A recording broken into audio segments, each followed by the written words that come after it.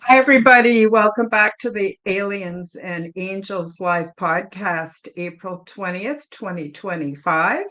And for those of you who celebrate Easter, happy Easter. And today is part 3, chapter 10. What does ET think of us? So far this year, I have read chapters 1 to 9 of my new book called Transdimensional, Meet the New Neighbors. Please do go back and watch the replays to catch up. Today, we will continue to read and discuss part 3, chapter 10. What does ET think of us? And for those of you who have already purchased your copy, feel free to follow along, add your comments, and ask me questions arising from the content. And if you do not own your own copy, the links to both the Kindle and paperback versions are featured below in the description. If you're in a country that's not Canada or the United States, just go to the Amazon in your country and go down to the book menu or the Kindle menu and click on that, and then add the name of my book to the search bar within the bookstore, and you should easily be able to find it. All of the links are featured below, and I want to thank you in advance for liking, commenting, subscribing, and please do share my content with your friends. And I'm happy to announce that YouTube channel memberships are also available, so you can receive my perks and help to support my channel. So a lot of people don't realize how important it is to like videos, comment. It really helps the algorithm, which I'm not sure who controls it, to push out my video so that more people see it. And I want to thank you in advance for that. I want to say hi to Denise. Denise is my very faithful friend, shows up for every show. I appreciate you so much, Denise, and happy Easter back to you. Denise says, I got the book. Thank you. Yeah, I actually, Denise was participated in a fundraiser for Robert Khalil from the Typical Skeptic podcast. And I donated 4 copies of my book, 3 of which he gave out to a random selection of people who supported his channel. And Denise has waited an awfully long time to get her book. So I contacted Rob and said, Rob, what's happening? Denise hasn't got her book yet. And he said he would get on that as soon as he could. He's had a lot of upheaval in his life, and sometimes that can't be helped, which reminds me, I'm going to be on Rob's show tomorrow. For those of you who want to join us, I'm going to be talking about a whole new experience that I didn't see coming. Very interesting, very on point. And I've talked about it a little bit on another show, but not much. So tomorrow is going to be kind of the big reveal of my new experiences, which looks like they will also culminate in another book once I have enough information. So yeah, so thank you, Denise. I really appreciate you being here, especially on an Easter where a lot of people are generally got plans, and here you are, and I just really appreciate you. So today I'm going to cover the last chapter of my book, Transdimensional, Meet the New Neighbors. When you order this book online, it will not have this band across. This is just the author copy, but it's the same exact content inside. And for those of you who don't know, I also have a second book published now called Transdimensional 2, Meet the Greys picture book. Now, my second book, I did not expect to publish this. In fact, it came to me as often inspiration does through dreams, where I was sort of instructed to put together a book to reduce the fear amongst humankind. And the reason you want to reduce the fear is so that you can stay grounded and you can maintain your critical thinking skills. So the first couple chapters in this book are, I have altogether, including myself, 8 people talking about their experiences with the Greys. And some have included pictures, like Dolly Saffron has included a picture of Mama, her main contact, who has been with her throughout her life. And then I have over 250 full page illustrations of beings who are what we would loosely call the Greys. Now, these are AI generated. These are not selfies, they're not snapshots, and I didn't create these myself. I created them with the help of AI. And it's divided up into chapters. So there's male Greys, female Greys, Grey children, Grey hybrids, Greys that look a little bit like humans. And they come from many, many different species, or I should say the same species, but many different family lines or races. And again, the reason why I produced this book was to reduce your fear, but it's also a super interesting picture book that you might enjoy. So that's the companion so far to my first book, and I'm going to read from that now. Let's take a look at the chat before I get into it. Oh, we've got a few people with us today. John P. Adventures. Nice to see you, John P. If you guys haven't done so, go over and subscribe to John P. Super nice guy, very interested in the whole ET phenomenon. And he's been a big supporter of the show. And yeah, so please do that. So without further ado, it's a short chapter, but it's an important chapter. And it's, what does ET think of us? So we're used to thinking we're at the center of the universe and that we're so important as humans, but it's not exactly so from the perspective of different other beings. So I'll just start reading from the book. Please feel free to follow along if you have your book. And it's on page 146. Most beings aboard the big ship are not concerned with Earth or its events.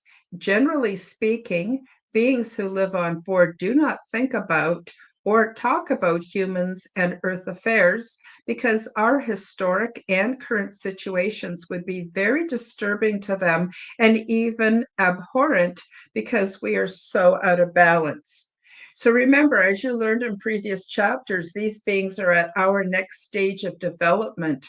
So their whole lives are dominated with peace and kindness and unconditional love. They treat each other with great respect, and they can't even imagine the kind of horrors that go on here on Earth.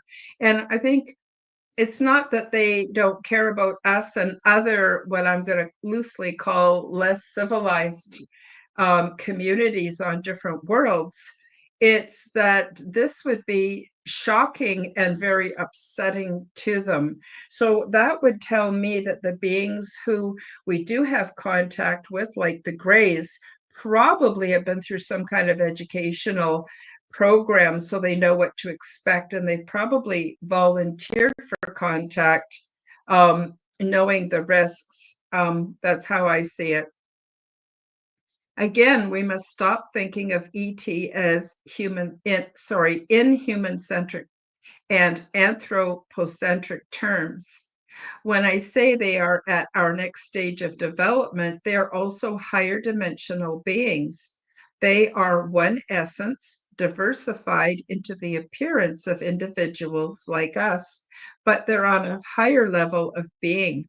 They are strongly rooted in the love harmonic, and this sets the intention of their lives. For example, when they work and are in training, they do not follow a work schedule. They live in the flow. And I call the flow with a capital F in the book. They just think about what they would like to do next, whether the inspiration comes from self, another being, the ship, or any combination of influences. Everything just flows. When they are tired, they rest. When they want to learn, they learn and are very much aware of their feelings and follow the flow. This is partly because they are intuitive and telepathic, but it's also due to their being at one with the chaos of the natural flow of reality. We on Earth have yet to realize that the chaos is guided by universal consciousness, and this God energy is a force that we are not meant to replace. Within the systemization of our lives and our limited concepts of time, we are unable to recognize the bigger picture. But with the emergence of chaos theory, we are beginning to grasp that there is a much greater intelligent order found within what appears to us as chaos. The limiting bureaucratic order that the construct creates through propaganda and programming is severely limiting at best and is evil at its worst.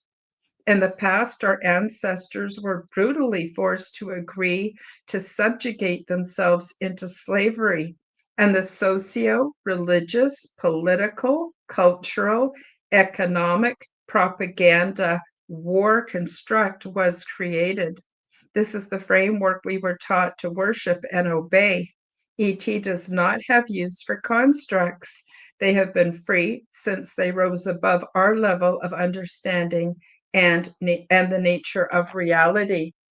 So we've been taught that chaos is confusion and it's negative and it's a bad thing, but the bureaucratic system that we've been given is actually the problem. So our ancestors way back, they went by the seasons, they went by the cycles of the moon, they went by what, when morning came and when night fell, and they adjusted their lives accordingly.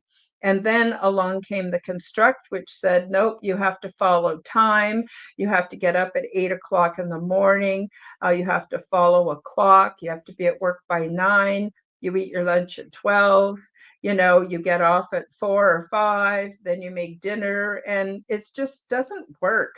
And most of us who have tried to fit into that system are exhausted, absolutely exhausted, because it doesn't really suit us. I just want to give a shout out to Tennessee, Kentucky Bigfoot. Hello, wonderful humans, he says, and hello, my wonderful friend as well. So we're talking about the last chapter in my book, if you're late joining us, on page 146. So the chapter's basically, what does ET think about us? But I'm giving a little bit of backstory as to what their lives are like aboard the big ship and in other worlds, just so that you can get a glimpse of the difference. So here on Earth, we have, a minute is divided up into 60 seconds and how many hours are in a day. And it's all very mathematical, but it's not necessarily natural. And they don't operate like that. They don't go, oh, you have to get up at this time and you have to be at work at that time. And no, there's none of that. It's just their own intuition, inclinations. Of course, they're all telepathic. They are integrated within the big ship, which is also telepathic and alive. And when something needs doing, they just go and do it if it's convenient for them, unless they have something else they would rather do. And it works beautifully, absolutely beautifully. And so now we have what they call chaos theory. They're starting to understand the patterns and the natural flow within all things when you put our measurement of time aside. Another interesting thing about chaos theory is, for those of you out there who are manifesting things for yourselves or learning the art of manifestation, it's interesting that before we bring something into reality, things tend to get really messy and chaotic. And that is because things are being made manifest or created from the sub-zero point or the Planck level, and the energy needs to create drag and come into reality. And in order to do that, it draws energy from everything and everywhere. And that's what creates the illusion of chaos. And then when things settle, then our manifestation comes to fruition. So, my advice to all of you is if you're wanting something to come into your life and you're seriously working on manifesting it, and if for some reason things get really messy before they get better, that is part of the process. And so, ET is not afraid of that process. They understand how it works. And it's pretty beneficial for us to understand that as well. I'll just continue. The flow that we desire to tap into is the chaos. We learn to live within the chaos, where we discover even greater ways to thrive. There is no need for control. Getting back to the question of what does ET think about us, I'm going to now turn to a popular movie as a metaphor and illustration. So the movie I'm referring to, for those of you who've seen it, those of you who have not, you might want to check it out.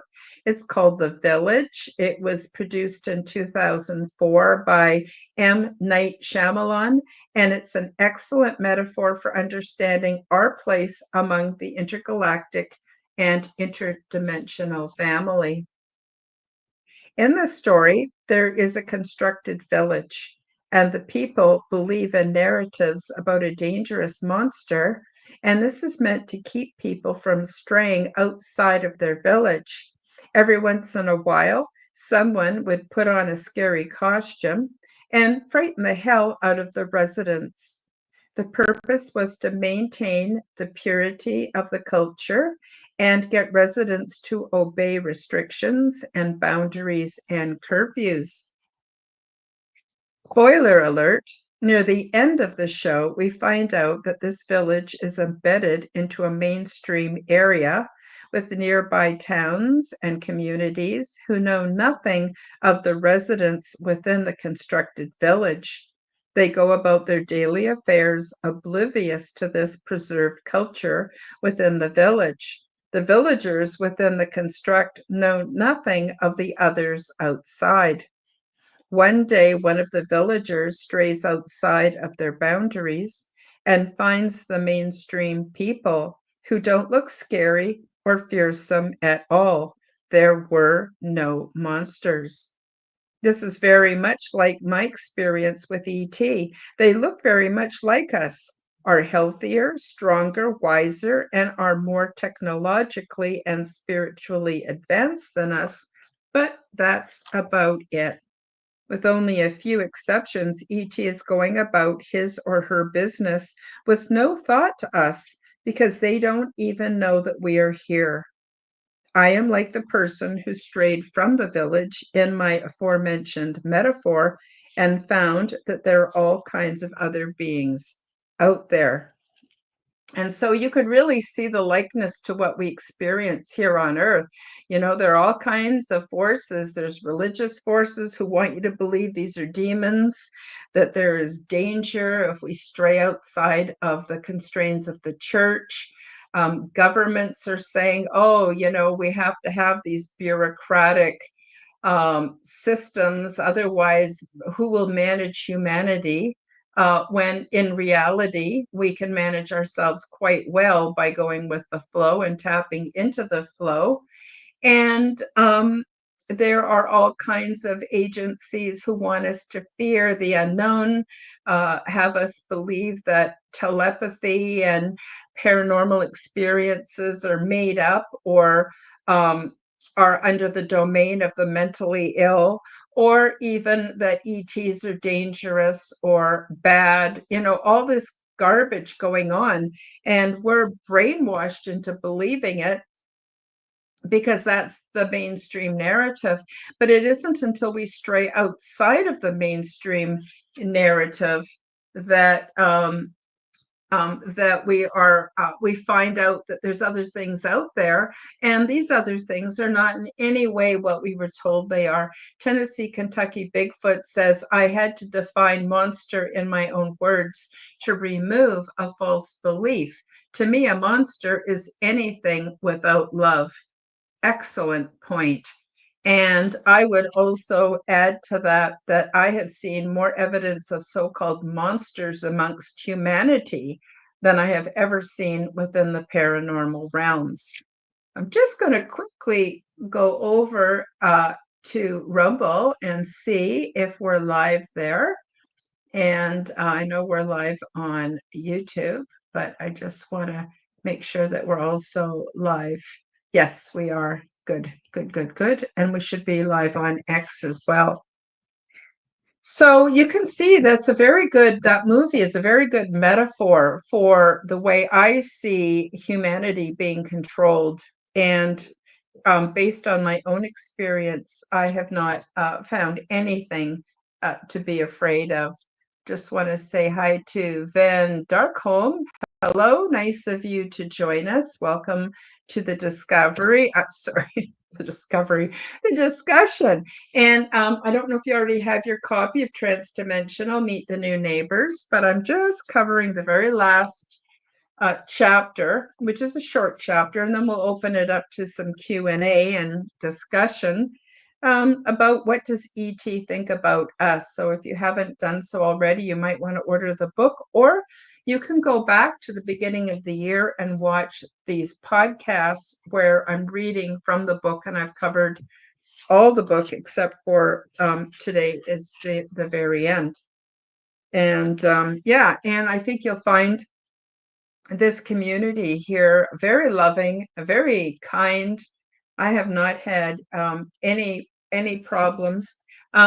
Yes, Denise, my second book is available also on Kindle, and I actually have it at a reduced price on Kindle. It's actually even less if you get the Kindle version than my original book. And the reason I did that was to make it more affordable for people who are on a basic income, but also I just felt it was really important. I had hoped to sell quite a few copies so that people can quickly get adjusted to humanoids that look a lot like us, but are different. Again, because I really feel that the time is coming very soon when the ET disclosure, which is not going to come from the governments, is going to come from us and from ET themselves. And I want people to be prepared and to see that we are all of the same species. We're not that different,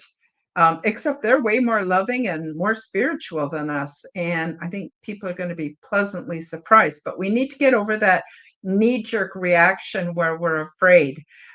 Because when we become afraid, we're more controllable, and we do not want to be controlled. We don't need masters, and we don't need handlers. We can handle this and ourselves very well on our own. So I'll just finish with this. It says, in my opinion, it is terrible that humans are trying to scare the hell out of us with stories about off-world monsters to keep us trapped and compliant within the construct. Those who create and maintain this false reality are religions, governments, economies, and oligarchs. I believe that a false ET invasion is planned, but according to my experience, the last thing these highly evolved beings would think of is to come down here and mess with our livestock or conduct cruel experiments on us or want to interfere in all of our social spiritual development. But on occasion, humans have been spirited away to train and work toward common goals. People like me. So I'm just wondering if you have any questions before I read the conclusion and the last couple of pages to the book. And it's been a real pleasure to join you every week and to read from the book. And as I had mentioned earlier, I have had a whole new paranormal experience that I did not see coming that's opened up for me. I'm going to talk about it tomorrow on Typical Skeptic Robert Khalil's podcast. That'll be the first time that it really gets out there. I'd love it if you all could join me tomorrow. I think it's at 1 o'clock Mountain Time. That would be noon Pacific or 3 p.m. Eastern. Robert Khalil's podcast called The Typical Skeptic. Okay, so I'm going to just read the last couple pages here. In 2020, I regained many of my memories and was called out to start making YouTube videos about my transdimensional travels so that people could have a choice as to how they want to prepare for future events here on Earth. We are being conditioned by nefarious humans who are trying to make us afraid of our intergalactic, transdimensional brothers, sisters, and cousins. Why? Because they bring awareness, knowledge, and ways of being which will correct our current state of affairs. They share their wisdom and warnings with some of us in hopes that those who are ready will adjust and prepare for more meaningful contact and advanced development. As I have mentioned before this, my ET friends are not affiliated with any other group. They're not part of the Secret Space Program or the Intergalactic Federation, who negotiates with human rulers, and definitely are not part of any religious organization. They started out as a rogue group a long time ago, and they have become very well established.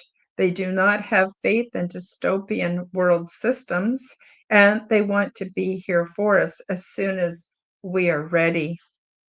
Further, you cannot sign up or be put on a wait list to gain contact.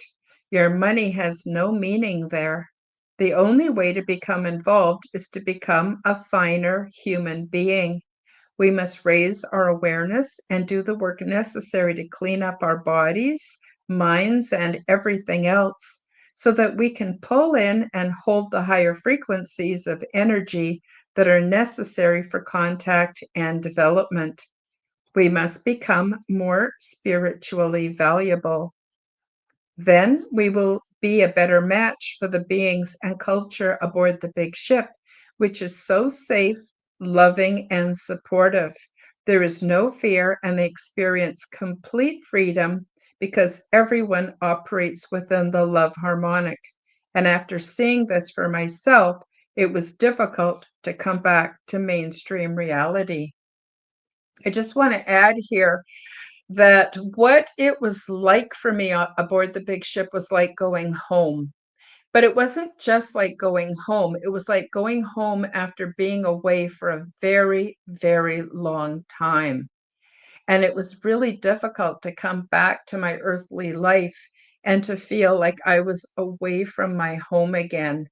And so I just want you to know the incredible comfort that you all will experience once you're able to make contact. And again, all of us have that capacity. This is not something that only I get to participate in.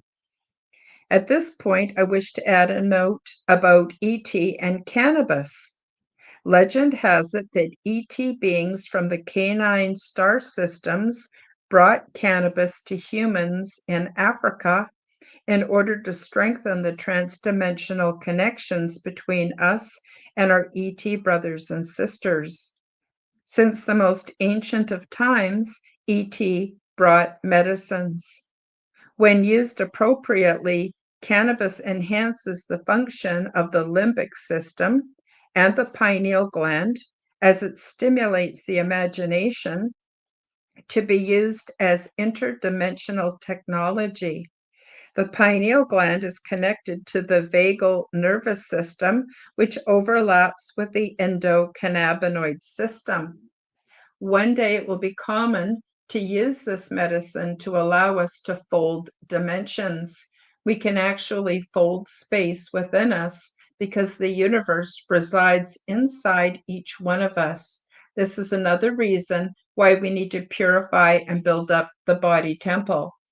So I myself actually had my transdimensional experiences while I was not using cannabis, but and I'm not exactly sure why. I think the only um, downside to cannabis is it can interfere with your dream state. And since I need my dream state to be clear in order to have transdimensional experiences for me, I was not using it. But I have used cannabis off and on throughout my life under a medical application.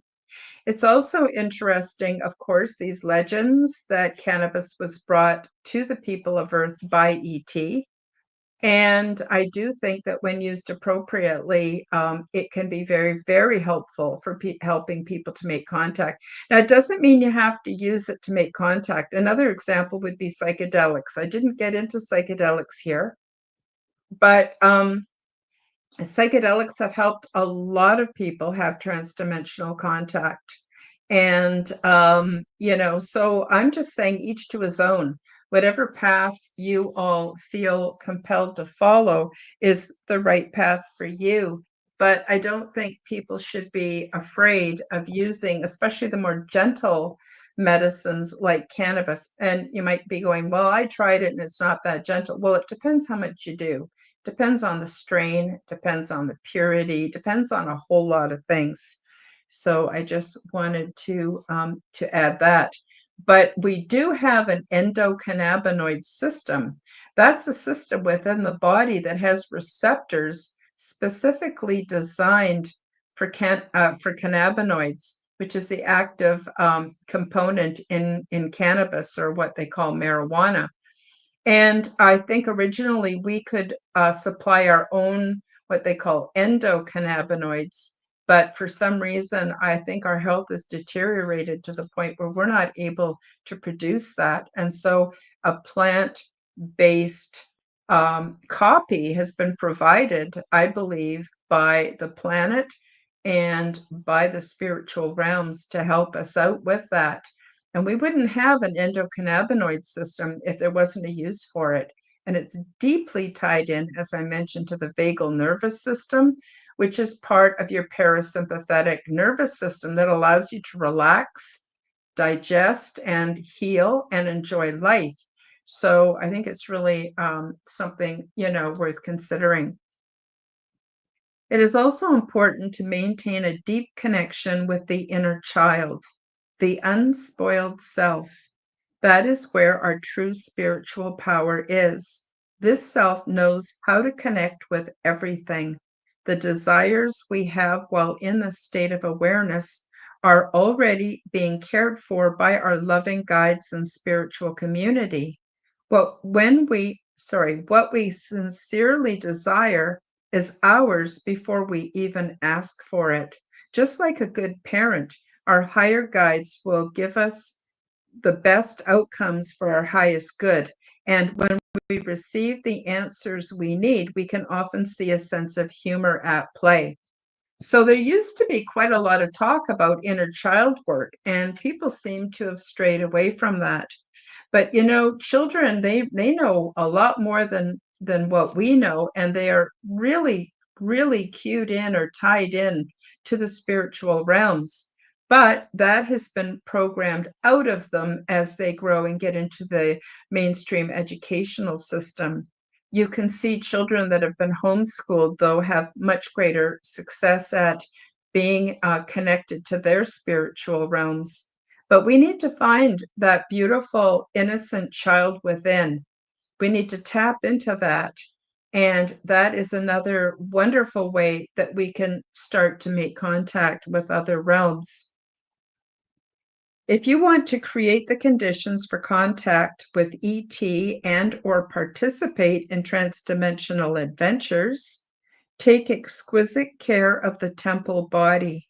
Raise your vibrational frequency, learn from the Quantum Health Transformation Program, and look into the CE5 movement. Most of all, enjoy your life, for it is a precious gift. That's the end of the book. I do have images in the book. They're in grayscale, but I've got quite a few of them towards the end of the book, helping you to get an idea of what ET is like and what my experience is like, so that you can get an idea and again reduce the fear and get to know our transdimensional neighbors, friends, family. This is a reality, folks, and it's not going away anytime soon. So yeah, I highly recommend you get a copy of the book and keep it for reference, and there's so much you can learn from it. So that's the end of the book. So next week we're going to just get into a Q&A, and I hope you will come and bring your questions and your observations and anything that you want to add to the program. Love to have you back. And I think for those of you who haven't got your copy yet, let me just play um, a very quick video here about the book and where you can find it. And then I'll be right back to see if you have any questions or comments. Learn the stunning details about ET diversity and culture, along with their advanced ways of living and expressing spirituality, which is in no way like anything imagined here on Earth. Transdimensional, Meet the New Neighbors, introduces you to many different ET beings, the healing pods, the interior of the big ship, my orientation process, cultural events, and off-world mating practices. In my contact experience, I learned a great deal about the big ship, intergalactic and transdimensional travel, intergalactic planetary research, and the various options for resettlement. Once I published my first book, I felt the need to create a second book called Transdimensional 2, Meet the Greys Picture Book. I worked with AI to develop many images of beings that we have come to know of as the Greys. These beings come from many places, realms, dimensions, and timelines, and although they are of the same species as other humanoids, they are from many different family lines and races. What qualifies them as Greys is that their skin does not contain the pigment necessary to reflect light in our visible range of the color spectrum, so to us, they all appear to be various shades of gray. Beyond this physical attribute, there is much diversity in their origins, cultures, purposes, and physiological details. My goal is to get you used to the looks of beings which are different than humans in order to reduce your fear and increase your familiarity, so you will remain more rational and grounded once the ET presence escalates beyond debate. Enjoy these images and notice the things we have in common, so you will see that although they are different from us in appearance, we are essentially many family lines within one species. Paperback and Kindle versions of both books are now available on Amazon worldwide. Search the Amazon and Kindle bookstores and pick up your copies today. And we're back. So just a reminder, please smash that like button, subscribe if you haven't already done so, comment, and please do share this podcast out to your friends. For those of you who are not familiar, on Wednesdays, I have the Quantum Guide Show, where I interview people from all over the world who have something positive to add to humanity. So it's very upbuilding and very interesting show every Wednesday. And then, of course, here we are with the Aliens and Angels podcast every Sunday. So I hope that you will join us also on Wednesdays.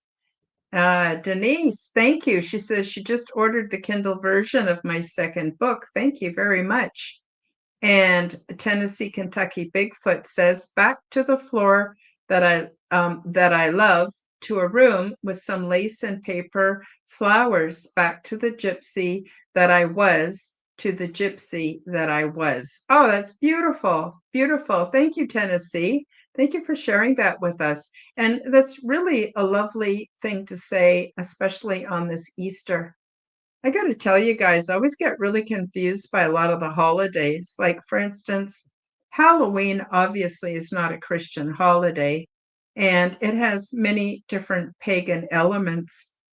Christmas, we're told, is all about the birth of Christ, but really it's just a big pagan holiday as well. And it's well known that Christ, or the man Jesus, depending on how you look at it, was not born in the middle of winter. In the Middle East, in the middle of winter, it would be way too cold. Shepherds would not be out with their flocks at night. So probably they think that Jesus or Yeshua was born in the early autumn, but they used it to convert all the people who were of pagan belief systems into the early church. Then there's Easter, which is supposed to be about the resurrection of Jesus Christ, the death and resurrection. But again, it's just a great big pagan holiday. Even the word Easter is from the goddess Easter. It seems to be all about bunny rabbits and eggs and fertility rites. So it's just, I find it really confusing. And I kind of don't really worship anything. I love to sort of celebrate the equinoxes. I'm excited during the equinoxes because it means that summer's coming, or it means that we're going to kind of hibernate and get through winter now. It's a complete shift. And then there are the solstices that are in the summer and also in the winter time. And these again are major turning points for me. And I don't celebrate them per se, but I do enjoy them very much and get deeply contemplative about those divisions. But as for all the mainstream holidays, I find them really confusing. And the other part that I find kind of a little bit shocking is it's like from Halloween right through to Valentine's Day, no Easter, it's nonstop junk, sugar, chemicals, crap to numb you out and zone you out. It's not good for your body. It's not good for your mind. It just is a commercial thing. Um, uh, oh, getting back to the song Tennessee, Kentucky Bigfoot Says Gypsy by Fleetwood Mac. Check it out. Yeah, I will. Thank you. That's lovely. I didn't realize that. Denise says, yes, she loves that song. And Van Darkholm says, could you talk a little bit more about manifestation? I've heard people talk about it, but only on a very, very high level. And okay, so I will talk a little bit about that. So, manifestation is when we bring our desires into reality. So, a really common practice of manifestation would be prayer. And so I don't know if you've ever had a prayer answered, but when we sincerely go within and request something, something that we need, a healing for somebody, maybe a material thing that we need, it could even be our next meal. When we do that, we are putting out into the universe something that we seriously desire. And I don't know about you, but my prayers often get answered. That is a classic and old school method of manifesting. Now, we can also manifest by being very clear on something we want and allow that to come into our lives. I believe this is because we live in a simulation. We live in a quantum reality where we actually co-create with Holy Spirit and bring things into our reality. And so I suggest you practice and try it. You can try it through prayer. You can try it through visualization, affirmations. You can put up little pictures. There was a show called The Secret that is a very good place to start that you can watch. I believe it's still available. It's available on YouTube and everywhere now. And it gives you some really good basic beginner points on how to manifest. Also, I have a free program. I have the YouTube on my YouTube channel. I have a playlist called Quantum Health Transformation version 3.0.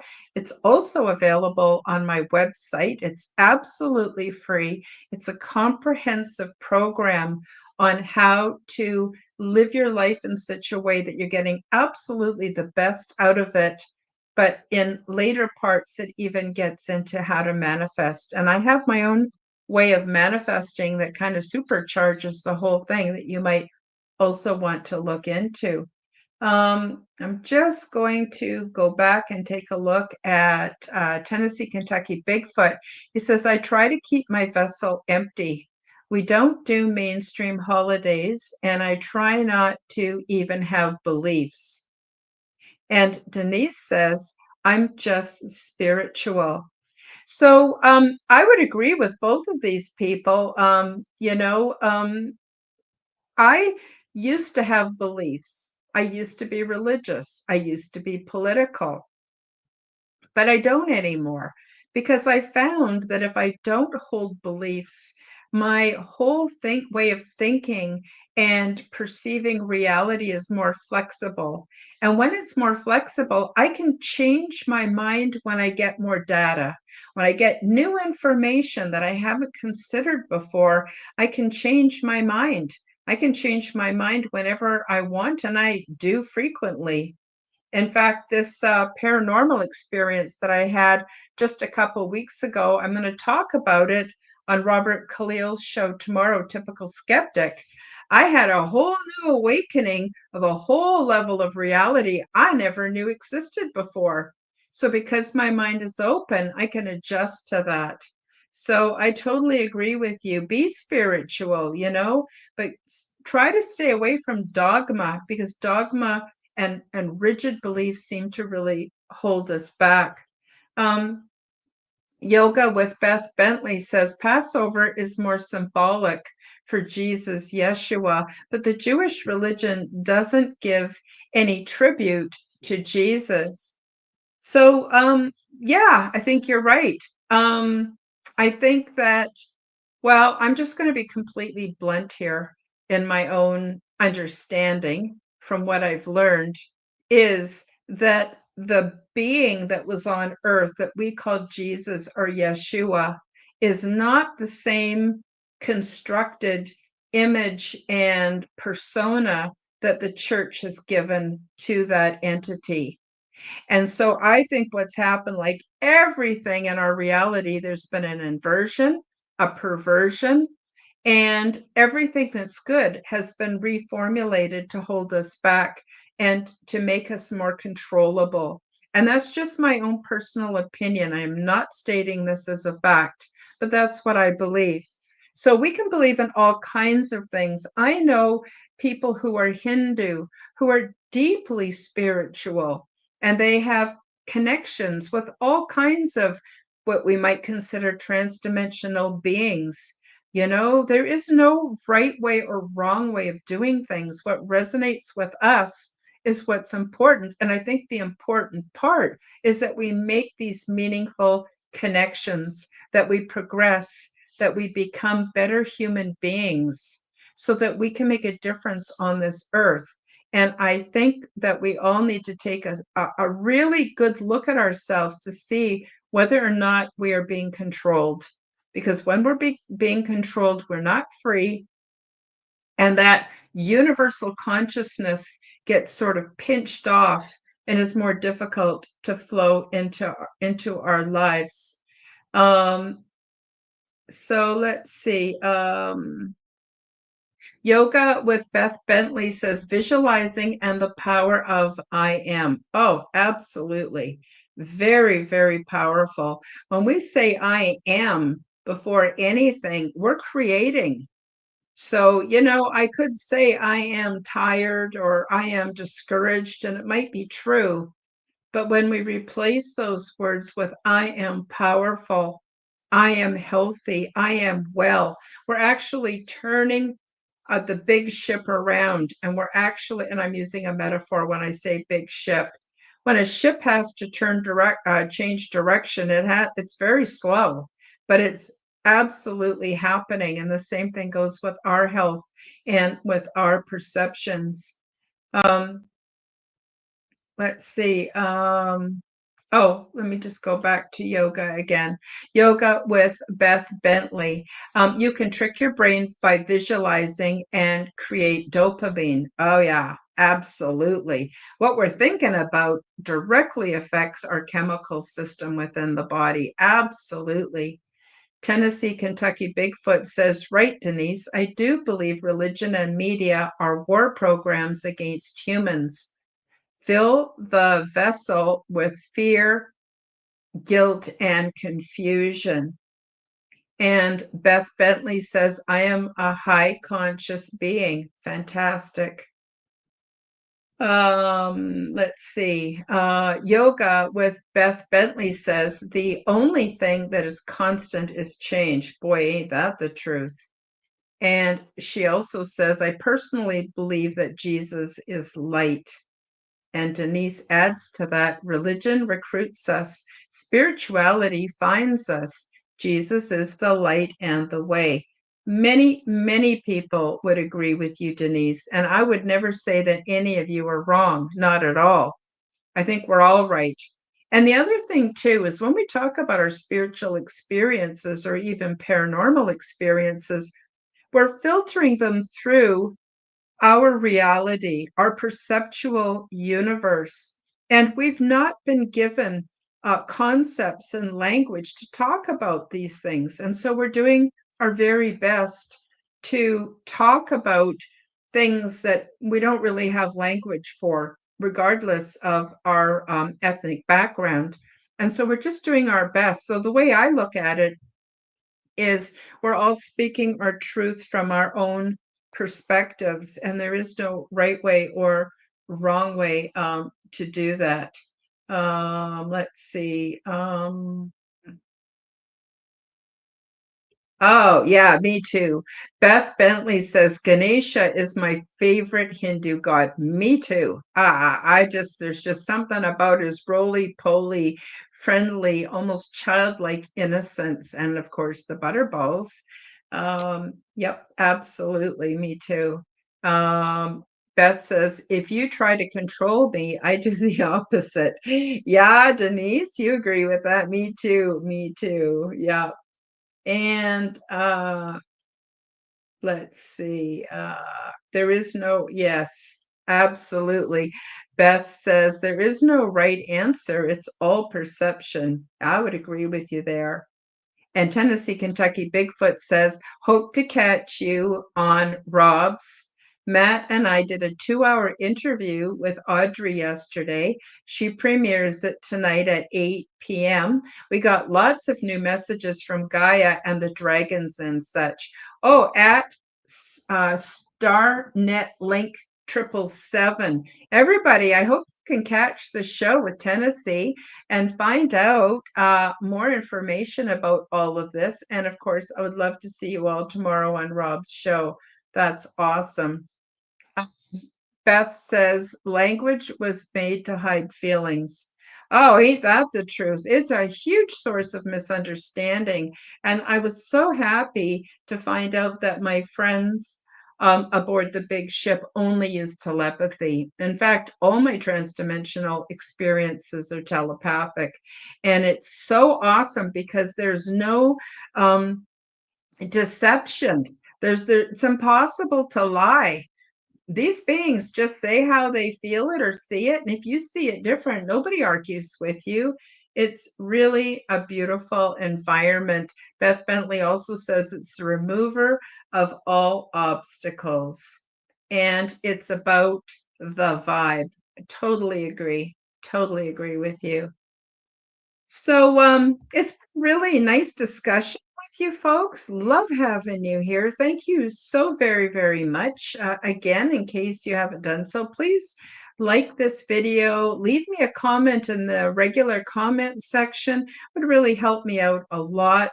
And I hope that some of you or all of you can come back on Wednesday for the Quantum Guide Show. What's interesting about Wednesday is I'm having a couple of guests on. We're all mothers, and we're all in a very similar sort of spiritual way of living and being. And we're going to talk about how we transfer our teachings, our knowledge, our wisdom onto our children as mothers. Now, some of us, Nina the Mystic is also joining me. She and I did not have our awakening until our children were grown up, but we can make a difference as grandmothers, and we can talk about the things we wish we did differently. So I think that is going to be very, very interesting show on Wednesday. Denise says, thank you, Karen. See you tomorrow. And Beth Bentley says, namaste to Tennessee. And Tennessee says, thank you, Karen, and all enjoyed the talk, and we appreciate all the work you do for the light. Thank you. I really appreciate you too. So again, thank you, everybody, for joining us. And all the links are down in the description. Sending out much light and love to each and every one of you. And we will see you hopefully tomorrow on Rob's show. That would be great. And if not, maybe you could join us on Wednesday. So we'll say goodbye for now. Much love. Happy Easter if you do Easter or Passover or whatever your thing is. Wishing you much happiness. Thank you. Thank you for joining me for the Aliens and Angels podcast. Read about my true life ET contact in my book called Transdimensional Meet the New Neighbors, which is now available on Amazon worldwide. Subscribe to my YouTube, Rumble, and X channels at Karen Holton TV. The like button and leave me a comment, and please do share this podcast with your friends. Check out my website at www.karenholtonhealthcoach.com to see my free resources and amazing products and services. All of the links will be in the description below. As part of the Forbidden Knowledge Network, you'll also find the Quantum Guide Show with Karen Holton on all audio platforms. Until next time, keep up the good work.